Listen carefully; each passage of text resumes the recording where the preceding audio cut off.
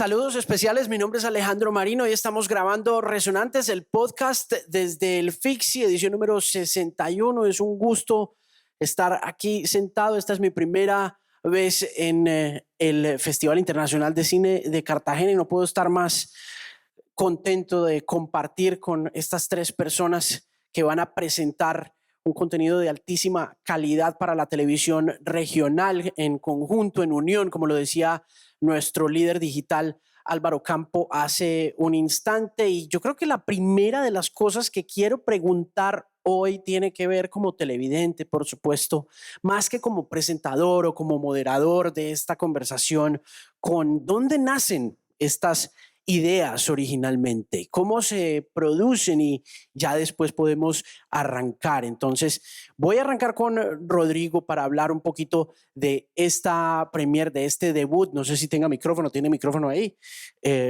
Por aquí está. Bienvenido, es un gusto tenerlo acá y arranquemos por ahí. Como televidente yo le pregunto, bueno, ¿cómo nace una idea de estas? Prender.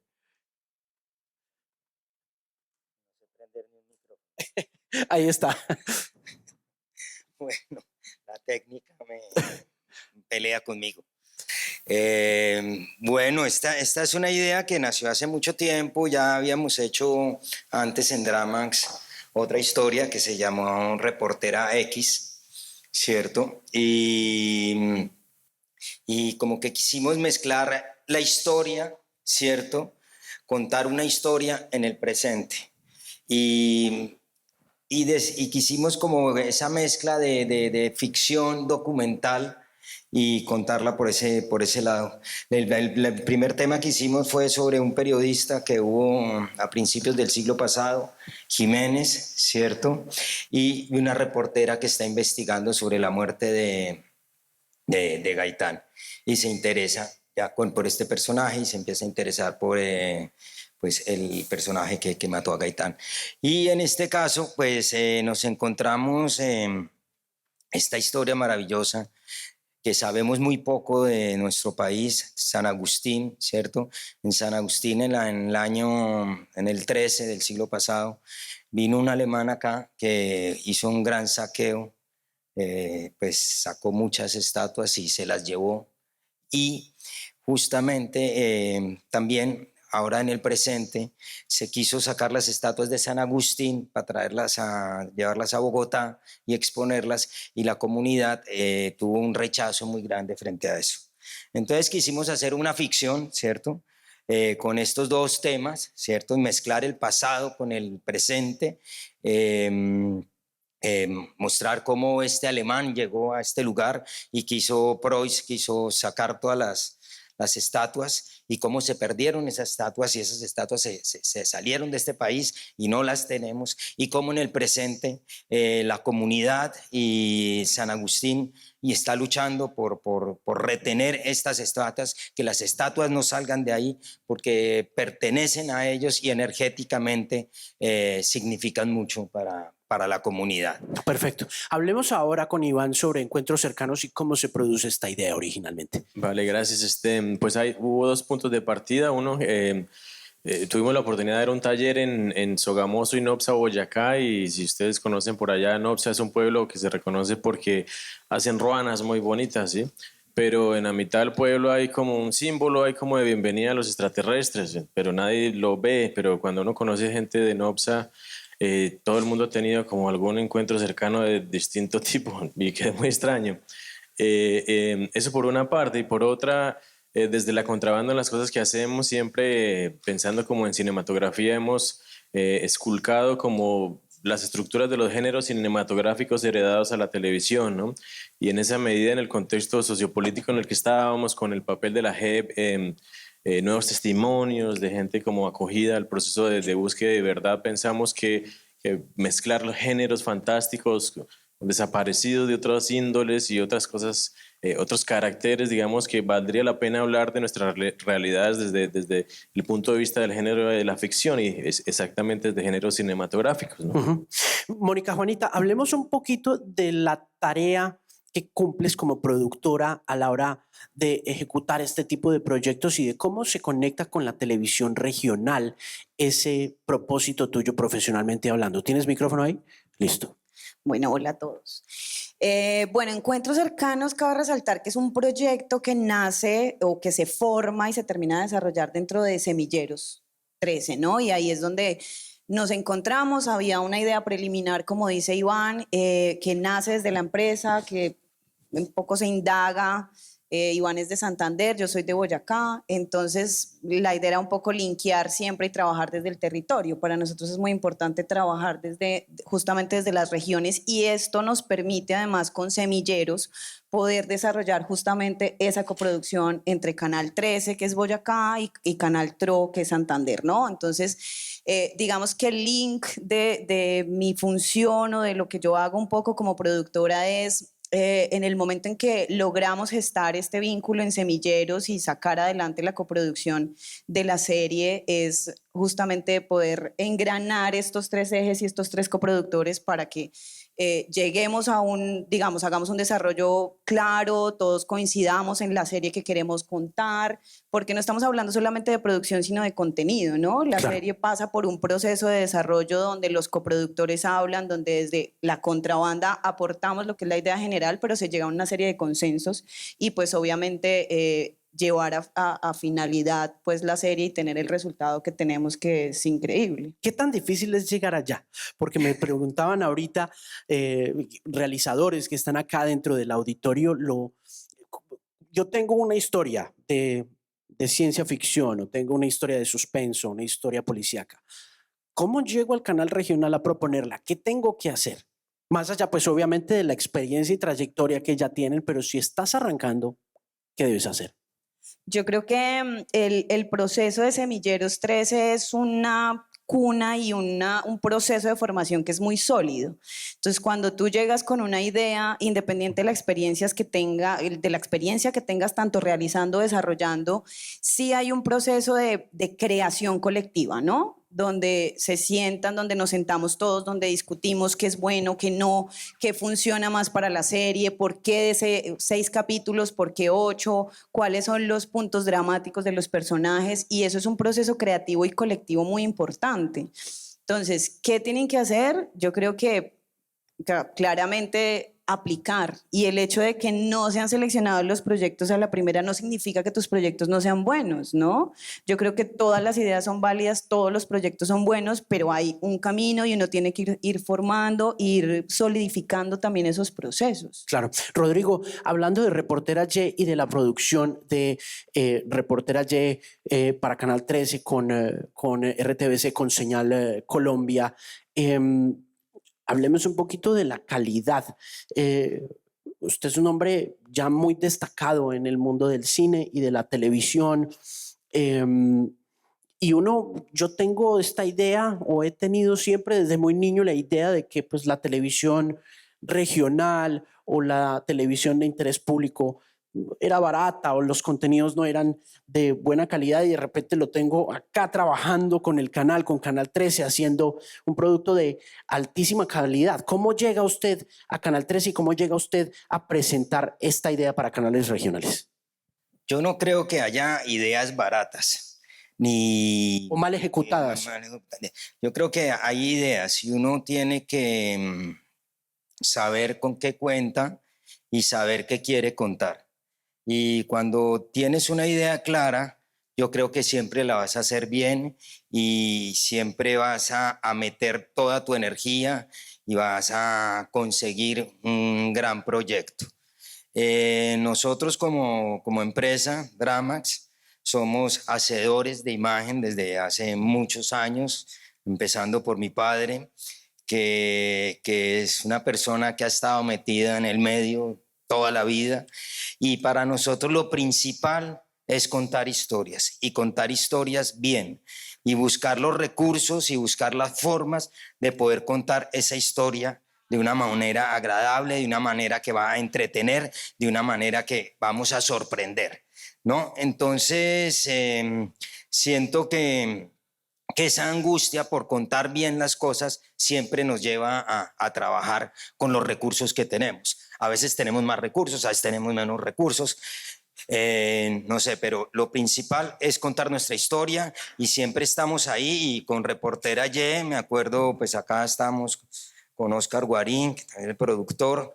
Fue un presupuesto difícil de realizar, complicado, porque pues ir a San Agustín había muchas cosas, teníamos que hacer estatuas, las réplicas, había muchas cosas, muchos elementos que necesitaba la historia y eso requería de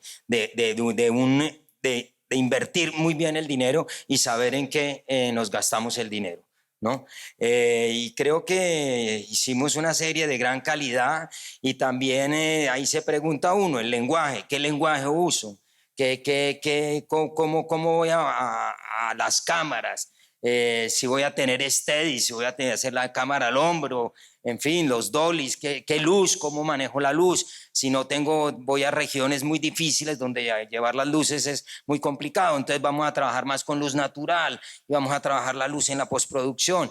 Y aquí en este caso, por ejemplo, pues como estamos jugando como con un falso documental, ¿cierto?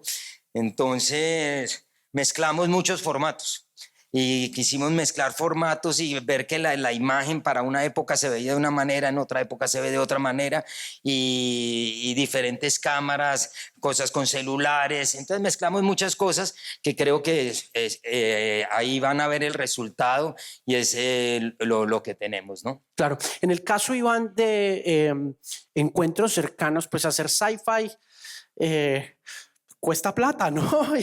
Y como lo decía Rodrigo también, pues en el caso de cosas que requieren de presupuestos que no necesariamente tienen los canales regionales y que por eso hacen que se junten. ¿Cuáles fueron los retos para hacer encuentros cercanos de la misma manera que nos cuenta Rodrigo con respecto a Reportera Y?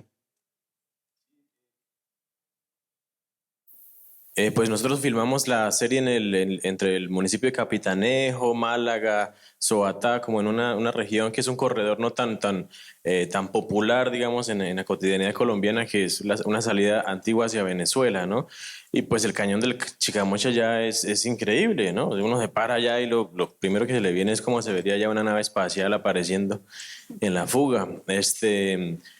Digamos que los retos más difíciles, como mencionaba Rodrigo, siempre es como entender como la escala de presupuestal en la que uno está y lo que eso implica trasladándose a esas regiones a filmar, ¿cierto? Pero hay otras bondades también, es porque esas regiones o algunas de esas regiones son espacios, digamos, vírgenes al vincularse proyectos cinematográficos y hay mucha energía y hay una gran recepción de las personas para aportar al proyecto, no necesariamente de manera económica, sino una disposición natural a ayudar y ayudar, digamos, a solventar los retos de producción que se necesitan. Respondiendo a tu pregunta, por supuesto, digamos, todo el diseño de VFX y todo lo que teníamos que diseñar, una cosa que siempre pensamos era, pues está todas las referencias como del cine fantástico gringo, que es como lo que siempre hemos visto, pues Steven Spielberg de primera mano, pero era preguntarnos cómo verían los extraterrestres que vendrían al cañón del Chicamocha, ¿sí? Sí, o sea, ¿cómo se vería? ¿Qué es eso? ¿Cómo sería un alien, no? ¿Cómo sería una nave, no? ¿De qué manera se vincula la historia? Si nuestra historia habla de qué, nuestra historia, en esencia, digamos, habla del agua, en el fondo, ¿no? Como de la preservación del agua, ¿no? Entonces, ¿por qué unos extraterrestres vendrían a preocuparse por el río Chicamocha, sí? Y para que sea verosímil dentro de la historia, en esa medida, de qué manera diseñamos las naves, y ese fue como un gran reto como nuestro diseñador de VFX, y eso implica también un reto presupuestal que se incluye en el presupuesto, y para que sea, por supuesto, verosímil y no... Una cosa que siempre pasa, pues incluso no ve los detrás de cámaras, de esas producciones grandes, es que está como todo al borde que sea medio chapulinesco o fantástico, ¿cierto? Claro, sí. Sí. La ciencia ficción tiene como esa línea delgadita, ¿no? Sí, o sea, uno ve los detrás de cámaras de la Guerra de las Galaxias, una navecita de este tamaño andando frente a cámara y uno lo ve y funcionó fantástico, pero yo me imagino que todos mientras lo hacían eran, la vamos a cagar, güey. ¿Sí? Sí. Pero no, digamos que eso estuvo siempre, pero los retos más interesantes es ir a las regiones, yo creo, y es las cosas que generan una bondad más agradable para el proyecto mismo, porque es algo que no se ve finalmente, y lo que llega a las pantallas es difícil de reflejar como todo el espíritu que pasó en Capitanejo y en todo el alrededor, cómo se vinculó a la comunidad, la gente que trabajó detrás y delante de cámaras. Hay muchos personajes que actúan frente a cámaras que seguramente van a tener un impacto en su pueblo, en su región y en sus cotidianidades. Claro. Mónica, ¿habías trabajado ciencia ficción antes? ¿Habías hecho sci-fi en algún momento? Pues nosotros llevamos con Iván ya un proceso larguito, digamos, pero esta es como nuestra primera serie, digamos, de ciencia ficción, ¿no? De meternos como en ese universo, como dice Iván, de imaginarnos cómo son los extraterrestres, cómo serían boyacenses, hablarían santanderiano, dirían su merced, o cómo diría la cosa por allá. Entonces, la primera vez que nos metemos en esto y aquí jugó también un papel importantísimo Miguel Sanguña, que es el otro creador de la serie. Los tres, digamos, fuimos como la cabecita de, bueno, pensémonos esta vuelta cómo es, pero es la primera vez. ¿Eh? Claro. ¿Y qué tal? Yo creo que nos salió bien. Sí. Sí. Eso salió bastante bien. Yo creo que eso salió bastante bien. Rodrigo, televisión y cine. La televisión está cobrando una importancia que yo creo que hace 15 años no nos imaginábamos. Cuando yo le hablaba un poquito sobre lo barato que podía llegar a verse un producto televisivo de interés público, me refiero un poco a la experiencia personal, pues de haberme criado, no sé, en los 80 y de haber visto por lo general mucho enlatado, que era algo que uno veía a través de la televisión de interés público y lo demás era mucho más educativo. La televisión ahora está cobrando una importancia que siento yo que está igualando al cine en términos de popularidad, en términos de consumo. Usted siempre ha sido un hombre muy de cine también, ¿no? A pesar de haber hecho mucha televisión y ahorita está haciendo televisión de diferente índole, no solamente dramatizada y todas esas cosas. ¿Usted cómo siente esa transformación y qué impacto cree usted que la televisión regional va a tener con figuras como usted dentro de las parrillas programativas? Pues mira, a mí lo que me llamó la atención de este proyecto y lo que me emociona y me gusta es que tener estos espacios y uno poder hablar de otras cosas, y como tú dices que yo vengo de la televisión comercial y del cine, de mucho. He tocado muchos espacios de estos y cuando me encontré con Reportera Y, me da un agrado gigantesco el reencontrarme uno con mi país, ¿cierto? Reencontrarme con regiones apartadas, lugares que hemos olvidado de cierta manera, la historia que hemos pasado por encima de la historia y no la recordamos y pasamos y nos olvidamos de todo. Nuestra pertenencia, nuestra cultura. Y entonces me encontré con esta historia que me pareció alucinante, ver cómo hace un siglo, ¿cierto? Había un personaje acá, un alemán, que era el que estaba descubriendo nuestra cultura, nuestras estatuas, todo lo que significaba para un pueblo indígena eso, y sacarlo del país, llevárselo, robárselo. Y después ver un siglo después, quieren otra vez sacarle estas estatuas a la gente, a la comunidad, y pues lo que significa pues para ellos, y entonces llegar a ese lugar y entenderlos, ¿no? Porque nos entrevistamos con mucha gente de San Agustín y nos explicaban lo que significaban las estatuas para ellos, energéticamente, lo que significan económicamente, lo que significan culturalmente. Porque si se les llevan las estatuas a San Agustín, la gente va a visitar las estatuas y necesitan ese turismo. Y tú hablas con el indígena y dice que este es un punto energético donde nacen no sé cuántos ríos, donde hay una cantidad de cosas y desde de toda la vida ellos lo han usado para sus rituales, para sus cosas. ¿Ah? Entonces fue muy bonito encontrarnos con esto, encontrarnos con una historia diferente. Como tú sabes, pues uno también hace mucho melodrama, hace telenovelas, hay una cantidad de historias del común, ¿no? Y aquí teníamos rienda suelta y podíamos hablar de lo que quisiéramos y podríamos hablar como quisiéramos, ¿no? El hecho de experimentar, de buscar diferentes formatos, como te decía ahora, de mezclar celulares con cámaras digitales, buscar efectos especiales. Jugamos mucho. Y eso para mí como realizador, eso es un placer gigantesco, ¿no? Cuando no tienes esa presión de un productor ahí diciéndote tienes que hacer así, y siento que acá el canal está arriesgando y está ayudando a que contemos historias distintas, y yo creo que formando un público, ¿no? Porque también hay un público que quiere ver otro tipo de cosas, Claro. y me parece eso muy importante y me parece una gran labor que se está haciendo. ¿Cuánto tiempo cree usted que va a tomar formar esos públicos? Pues no, yo creo que el público se está formando, y no solo pues acá por nosotros, sino yo creo que los Amazon, los Netflix, en una cantidad de plataformas están haciendo otro tipo de televisión, se está haciendo un tipo de televisión que se acerca más a la cinematografía, Claro. ¿no? Cada día vemos pues con lo que rodamos son lentes óptica de cine, ¿no? Y cada día estamos más tecnificados y estamos haciendo las cosas mucho mejor. Y para nosotros, pues como colombianos, como país, yo siento que cada día nuestra gente se está preparando más y cada vez tenemos mejores profesionales. Y entonces estamos logrando cosas de muy alta calidad, ¿no? Claro. ¿Les gusta eso que está pasando? Esa convergencia de formatos, cine, televisión y la manera como la gente está consumiendo este nuevo contenido, por ejemplo, en el caso de estos seriados que son mucho más cortos, ¿no? Que tienden pues como a cautivar la atención durante un tiempo particular y se van después, ¿o les gusta como pasaba antes? Sí, es una buena pregunta, yo no sé.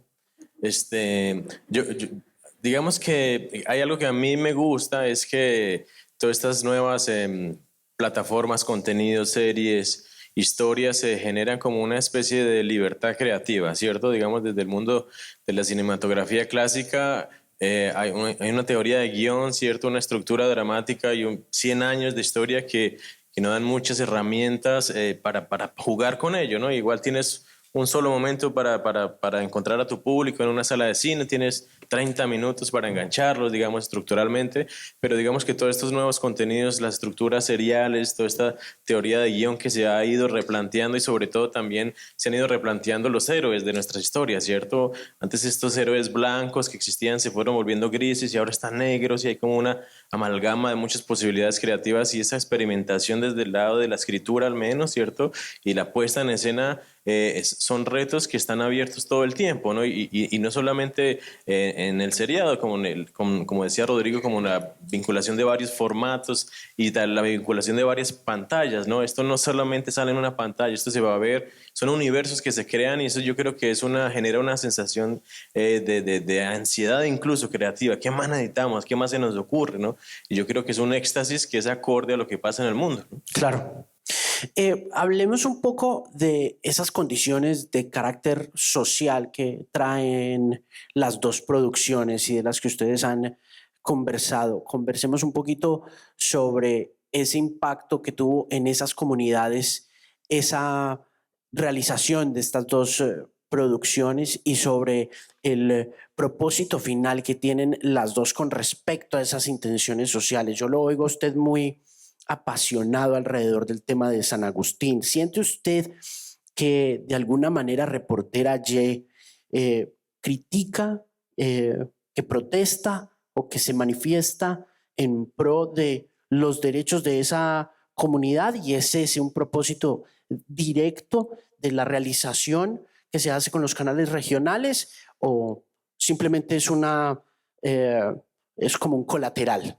No, obvio, pues cuando nos encontramos con esta historia y pues con Verónica, mi hermana, y mi padre, Jorge Alí, la oímos, dijimos esto hay que contarlo, ¿no? Y pues Andrés Ospina es el escritor, el investigador que ya estaba haciendo este trabajo, llevaba mucho tiempo investigando a Preuss, ¿cierto?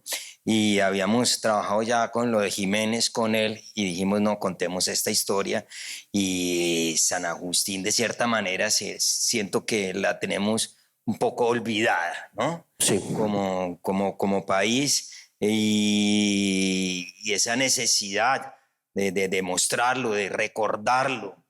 Yo creo que es como la cuarta vez que voy a San Agustín. Desde niño he ido a San Agustín y siempre esa tierra, no sé, algo me genera. Yo me paro ahí en esas montañas y yo siento una energía extraña, una cosa muy bonita, una cosa muy bonita.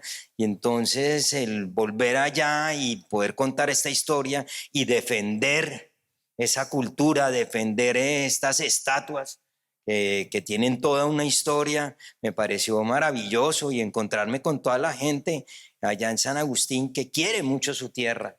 Es una gente muy bonita, y los indígenas y gente que no son indígenas. Ahí había un gringo que es un apasionado de la cultura sanagustiniana, ha escrito libros y todo, y es un defensor de la cultura. Él se quedó ahí cuidando esto, está trabajando para devolver las estatuas estas de Alemania que se llevó Preuss. Entonces me encontré con una gente maravillosa y una cantidad de gente que nos enseña muchas cosas que los vamos a ver ahí en la serie, a todos hablando y a todos participando de esta historia.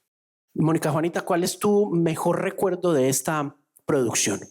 ¿Qué es lo que más recuerdas positivamente de haber trabajado en encuentros cercanos con la contrabanda y con Iván?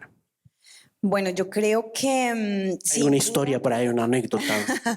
Pues sin duda es clarísimo que el proceso social y de interacción con la región es fundamental. O sea, creo que nuestro trabajo desde la Contra siempre se basa en eso y finalmente esa relación con las personas de los territorios termina siendo lo más valioso. Eso es indiscutible. El poderse ver reflejados, el poder hacer parte, el poder acercar también, ¿no? Porque digamos que todo lo que tiene que ver con la televisión y el cine, uno lo ve catalogado o uno desde la región siempre lo ve como enfocado en las grandes ciudades y en las grandes capitales, ¿sí me entiendes? Yo viviendo en Cobarachía, que Cobarachía es un pueblo de Boyacá, límite del Cañón del Chicamocha, jamás voy a pensar que tal vez pueda salir en la televisión o que vengan a hablar de mi territorio y del río que estamos cuidando, ¿sí me entiendes? Entonces, esa interacción con la gente indiscutiblemente creo que es lo que le da un valor mucho más grande al proyecto y obviamente pues también es un proceso social y económico, ¿no? El hecho de que tú vayas, de que actives una región, de que se inviertan unos mismos recursos en la región, de que fomentes el turismo, ¿sí me entiendes? Eso es súper importante también desde todo el proceso pues, que llevamos creativo desde la Contra. ¿No hay algún cuento que quieras echar por ahí de alguna cosa que te haya pasado durante la grabación? Oiga, yo perdí mi celular el primer día que llegamos a Capitanejo, pero fue porque se le metió un ovni. Llegamos como a la primera visita de locaciones, yo saqué el teléfono para tomarle foto a la casa de Ubaldina, que es nuestra protagonista. Mónica, la pantalla empezó a moverse así, y así se quedó para siempre, ya con un ovni, mi celular. ¿Y cómo lo reemplazaste? Reemplazar el teléfono, nunca cambió. ¿Comprar ya, otro? Se quedó ahí. O sea, uno decía Waldina y la cámara del celular empezaba a hacer así. Ah, sí. O sea, hubo encuentros cercanos reales. Hubo encuentros cercanos reales. El día que estábamos rodando una de las escenas finales de la serie, que es como el cierre con los personajes, empezó a ventear muchísimo. Claro, era una escena muy dramática para los actores y era impresionante. O sea, era como venteaba y venteaba y venteaba. Digamos que todo esto, además de la ciencia ficción, pues Encuentros Cercanos está súper relacionado con los procesos de reparación también, ¿no?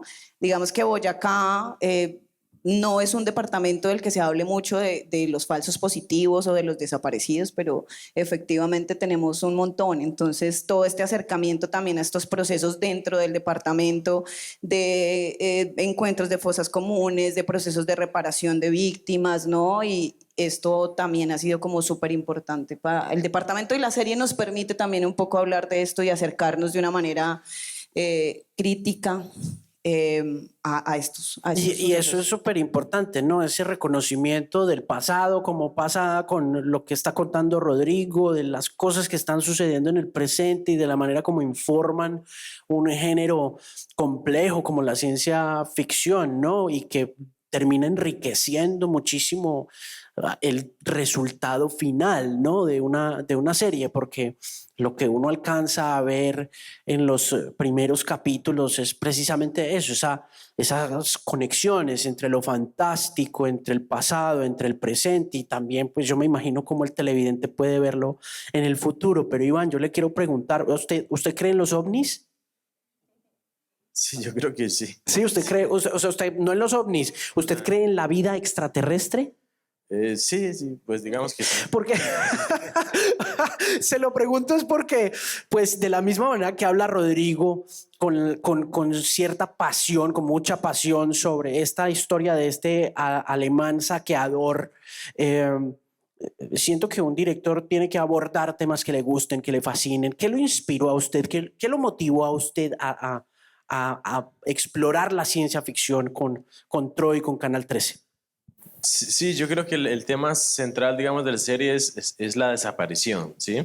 Y digamos que la estructura de género de la ciencia ficción es la excusa para contar Es un nuestra pretexto, historia. ok. Sí. Y digamos que a lo largo de las investigaciones de los proyectos que hemos hecho en Santander y Boyacá, pues hay muchas cosas por resolver, ¿no? Y digamos que el papel de la JEP en nuestro país se ha vuelto fundamental para nosotros y algo que nos pasó, digamos, en el rodaje es que en ese corredor que les contaba de Capitanejo hacia Venezuela, pues han pasado muchas atrocidades del lado de la guerrilla y los paramilitares. Entonces, digamos, terrible de manera personal que las cosas que estuviéramos contando, que pues salen de nuestra imaginación, pero heredadas, digamos, de nuestro contexto social, estaban muy cerquita de las cosas que ocurrían, ¿cierto? O sea, no sé, vamos a hacer una escena de una excavación de una fosa común y llegan los vecinos chismosos del rodaje y de, no, la fosa era allí abajito, se equivocaron por 100 metros. Y uno no sabe cómo tomarlo, ¿cierto? Digamos, de alguna manera hay una especie de acierto, de sentir que vale la pena hacer lo que estamos haciendo, porque vale la pena discutirlo, hablarlo, memorizarlo, recalcarlo, ¿no?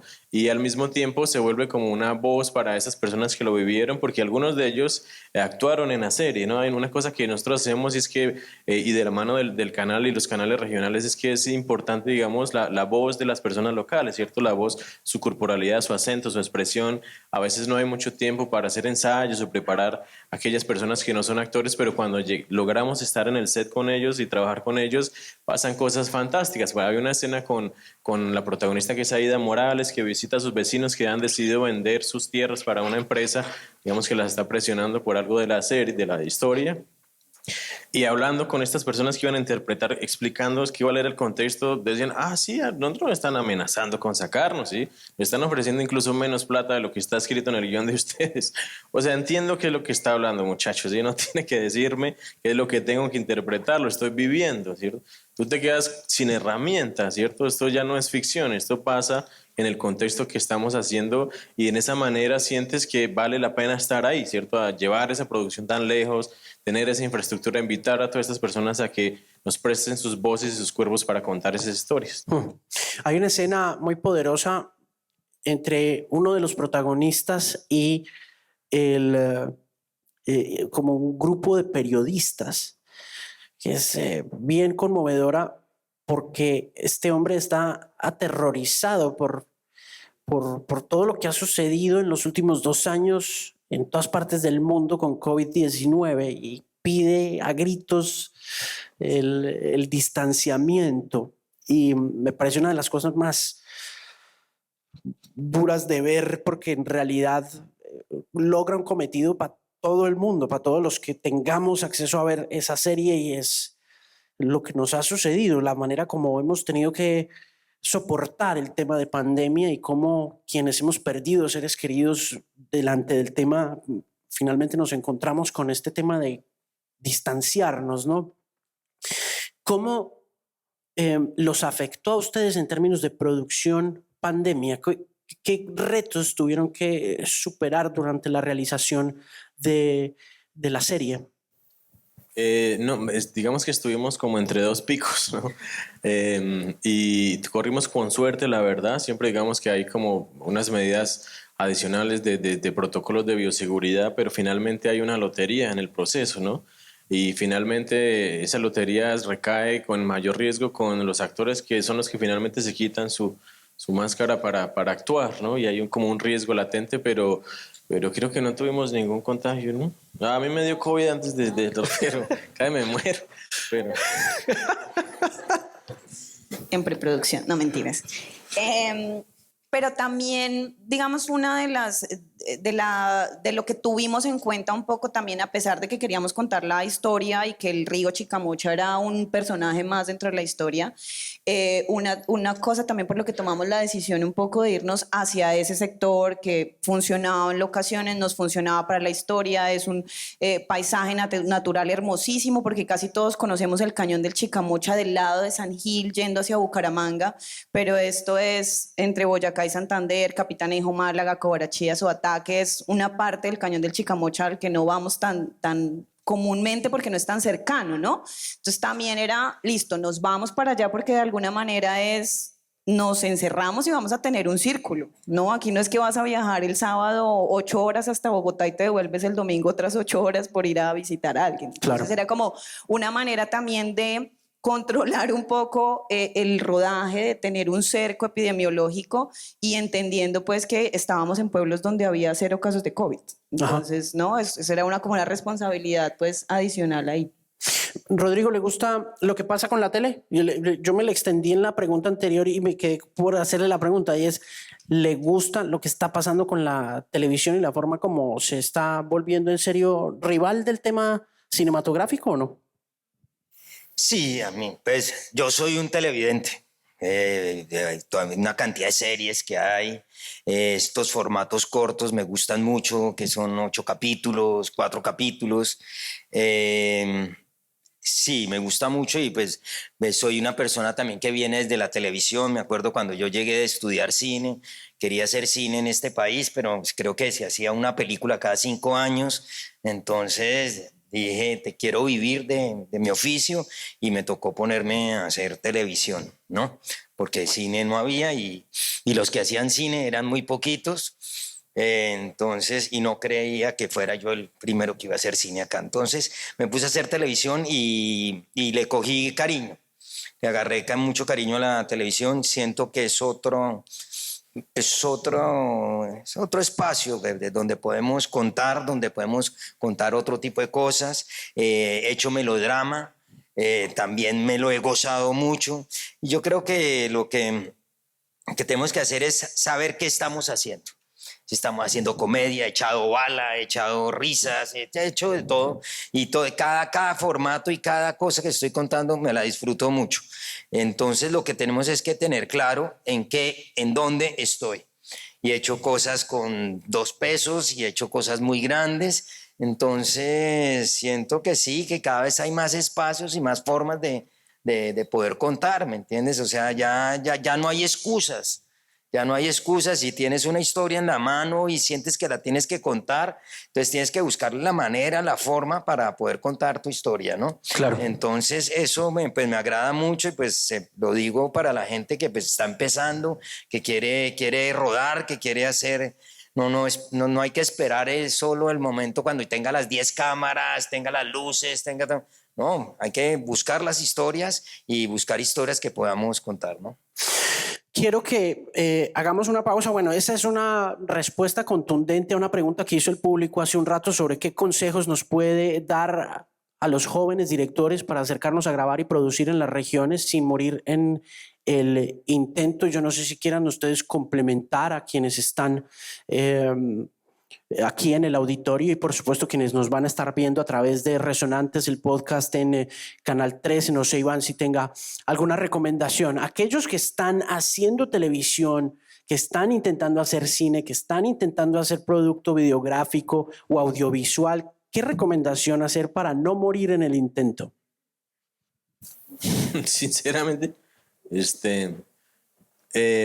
no, yo creo que hay algo que, pues, por el espacio que nos convoca, ¿cierto? Digamos que los canales regionales han digamos, entendido un papel fundamental como en su participación en esta construcción audiovisual en Colombia, por eso estamos aquí, yo creo, de hecho, ¿no? Y de esa manera también la fusión y esta sobreatención a las plataformas y a contenidos seriales con una fuerza más cinematográfica han hecho que también esos canales busquen a esos realizadores de sus regiones que están empezando a tener sus propias voces, ¿no? No solamente el semillero del Canal 13, pero también el Canal Telepacífico, Telecaribe, el Canal TRO han empezado como a buscar en sus localidades, en sus ciudades de origen, quién está allí para convocar proyectos especiales que esos canales tienen aprobados desde el lado presupuestal. Entonces yo creo que estar en sus regiones es un buen elemento, ¿cierto? Probar desde las regiones y luego tal vez ir a espacios más grandes y retarse como en proyectos mucho más grandes, pero yo creo que es un buen momento para buscar proyectos en este espectro público. Vamos cerrando nuestro conversatorio, nuestra charla, nuestro programa de hoy, agradeciéndoles a todos la presencia, pero muy especialmente a don Jorge Ali Triana, que está aquí entre nosotros. Por favor, un aplauso para una leyenda de la televisión colombiana.